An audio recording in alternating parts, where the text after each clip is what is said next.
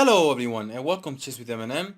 Today we will see a game happen between two world champions, Garry Kasparov and Anatoly Karpov in 1986 in World Chess Championship. And in this game we will see one of the most beautiful games between these two players, and we will see how Kasparov has so deep calculating skills. So let's get started. Kasparov with the white pieces and Karpov with the black pieces. Kasparov starts by e4, queen pawn opening, e5 by Karpov, knight to f3 threatening the pawn on e5, knight to c6 defending the pawn, and bishop to b5. And here we're seeing both players going to the royal base variation. a6 threatening the bishop on b5, bishop back to a4, and knight to f6 threatening the pawn on e4. Castling by Kasparov. If you want to take the pawn, knight takes on e4, I will play rook to e1, and then after knight to d6 moving away your knight from the threat, I will take the knight on c6, and then I will retake my pawn on e5. So here Karpov played bishop to e7, preparing to castling, rook to e1, protecting the pawn, and b5 threatening the bishop on a4, bishop to b3 and d6 protecting the pawn on e5 and threatening knight a5 to capturing the bishop on b3, because here if you didn't play d6 and played knight to a5, you will lose your pawn on e5. So for this reason here, first Karpov protected his pawn on e5 by d6, and then he threatening knight a5 to capturing the bishop on b3. So for this reason here, Kasparov plays c3, making room for the bishop to back on c2, castling by Karpov, and h3 controlling g4 square from the bishop and the knight, and bishop to b7, developing his bishop on a8 h1 diagonal, and d4 by Kasparov. d4 taking the center, rook to e8, developing his rook on e file. If I take e takes on d4, or if you take d takes on e5, this file will be opened to my rook, and making room for the bishop to back to f8. Knight b to d7, want to play knight to f3, and then develop knight to f1, sorry, and then developing his knight to the g3 or e3, and bishop to f8. Bishop to f8 is a typical move in this position. Bishop to f8, preparing to g6, and bishop to g7 in the future. This bishop, it's so good defender for the king and for g7 square. So here, after bishop to f8, Kasparov played a4, taking a space on the queen side, and h6 by Karpov. h6, the same idea from h3, making controlling g5 square from the knight and the bishop, and making room for the king for any back rank checks in the future. And bishop to c2, bishop back to c2, supporting e4 square, e takes on d4, c takes on d4, and knight to b4, threatening the bishop on c2, bishop back to b1.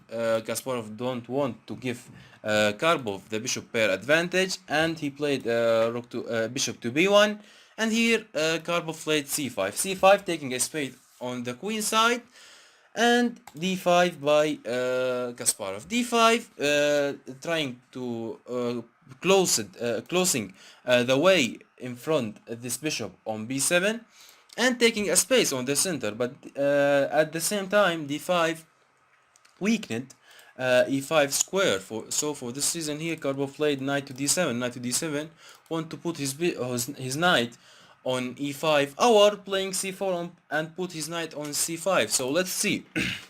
And after knight to d7, here Kasparov played a so beautiful move, and it is rook to a3.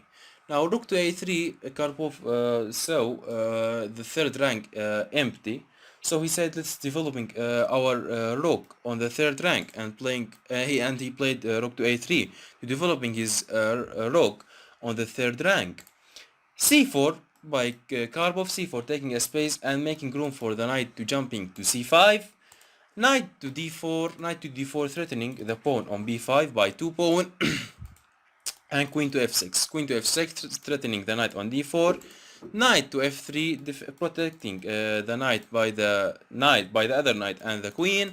And knight to c5. Knight jumping to c5. Knight to c5, developing his knight, but at the same time he sacrificed his b5 pawn. Here Kasparov played 8x b5, 8x b5 by Karpov, and knight takes on b5. Now here Karpov sacrificed his pawn to make passed c pawn. How he will make it, we will see now. After knight takes on b5, here Karpov plays, sorry, rook takes on a3, retaking by the knight. Knight takes on a3 with threat on the c4 pawn, and bishop to a6. Bishop to a6, protecting the pawn on c4, and rook to e3. The same idea from rook a3. We see now in rook e3, developing the rook on the empty third rank.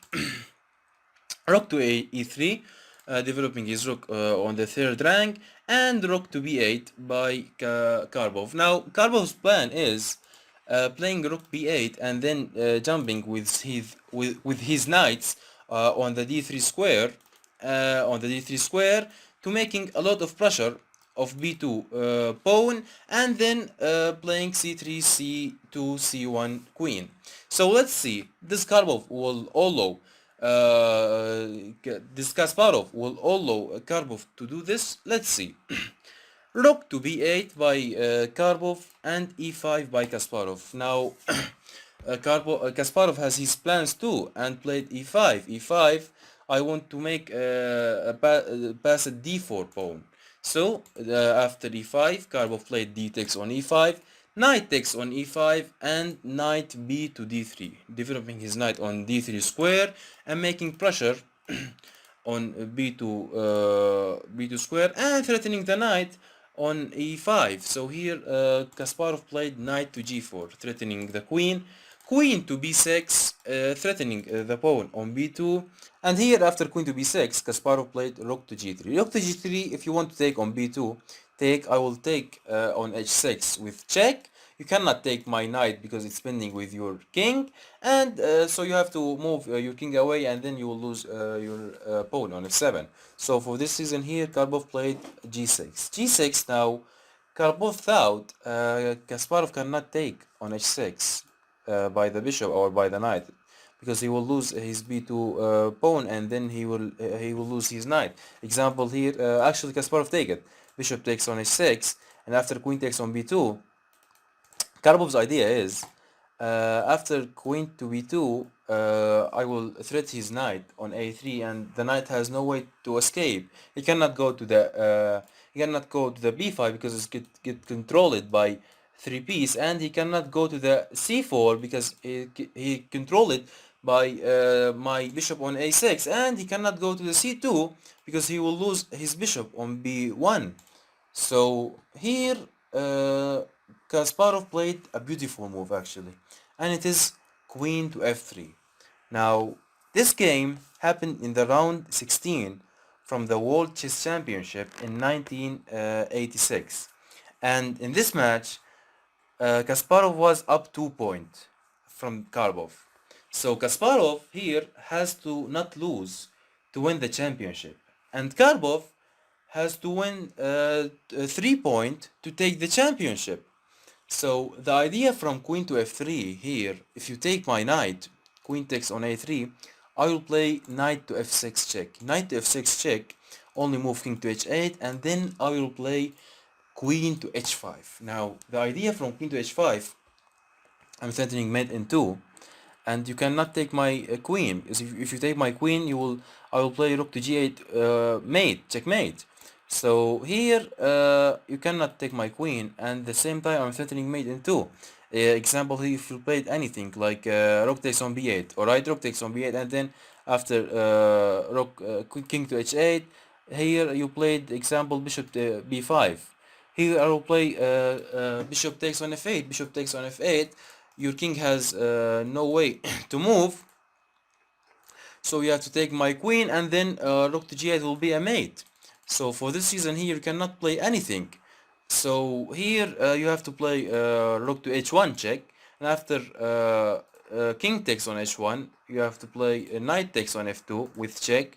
Here the white has to go to the g1. If the white go to the if the white go to the h2, here will be a big blunder, because after queen takes on g3, king takes on g3 and g takes on h5, the white will be down two piece and there is no mate here. So for this reason here, you have to go to the g1, king takes on king to g1, and then here the black gonna take the queen takes on g3, and here the white Kasparov gonna play bishop to g7. Bishop to g7 will be a double check, so you have to take my bishop. King takes on g7, and here Kasparov will play knight to e8 check. Knight to e8 check. You have to go to the g8, and then I will play knight to f6 check again, and so you have to go to the g6, g7, and I will keep playing knight e8, knight f6 check, and it will be a draw. So for this reason here, Karpov doesn't want to draw, and here played knight to d7. Knight to d7, Karpov said, okay, I will protect f6 square from the knight, and then I will take the knight on a3, no problem. But here Kasparov played bishop takes on f8, king takes on f8, and played king to h2. King to h2, going away from any checks from the back rank in the future. And saying to Karpov, take the knight if you want. And here Karpov played rook to b3. Rook to b3, okay, I will take the knight when I want, because this knight has no way to escape. And after bishop takes on d3, by Kasparov, c takes on d3, and queen to f4 by Kasparov. Now what the idea from queen to f4 we will see now. Here Karpov played so big blunder, and it is queen takes on a3. Queen takes on a3 was so huge blunder actually. Why it's blunder? Here I want you to pause the video and try to find the move which Kasparov played. If you found the move, congratulations, you are so good player. The move is not a sacrifice, it's so simple move, and it is knight to h6. Now the idea from knight to h6 is threatening mate in one with the knight and the queen. So here you have to protect the f7 square. So here Karpov played queen to e7, and the surprise was rook takes on g6. Rook takes on g6. You cannot take my rook because it's binding with your king, and I'm threatening mate in one on the g8 square. So here you have to move your queen to making room for the king to escaping from the mate. So here Karpov played queen to e5. Queen to e5, bending the king. Alright, bending the king. You cannot take on the f7 because your queen now is bending with your king. But here after rook to g8 check, king to e7 only move, and d6 by Kasparov. d6 you cannot take. King takes on d6 because I will take by the knight, and then you will lose your queen. So for this reason here you have to play king to e6, and here Kasparov played rook to e8 check. Rook to e8 check. When you move your king, you will lose your queen on e5, and no way to block this. So here after rook to e8, Karpov played king to d5. Rook takes on e5, knight takes on e5 by Karpov, d7 by Kasparov, threatening d8 and queen. So here Karpov played rook to b8, trying to blocking d8 and queen. And here Kasparov played knight takes on f7, and in this position Anatoly Karpov resigned the game. Why he resigned the game? Because I'm threatening d8 and queen, so you have to take my knight. And after knight takes on f7, queen takes on f7, we check. Where are you gonna move your queen? Your king, sorry. Yeah, if you move it to the d6 example, I will play queen to f4, and then you will lose your rook. And if you move it, example, to the e5, I will play queen to e8, check, and threatening your rook. And if you take my queen, I will take it by the d and bringing another queen. So here, and if you go into the c5 example, I will play queen to e7, and d8 will be the next move. And if you go to the d4, I will play queen to f6, check, and then d8 with the next move with the queen. So for this reason here, after knight takes on f7, Anatoly Karpov resigned the game. So hope you enjoyed the video and learn from it. Please don't forget us from the like and subscribe, and see you in the next video.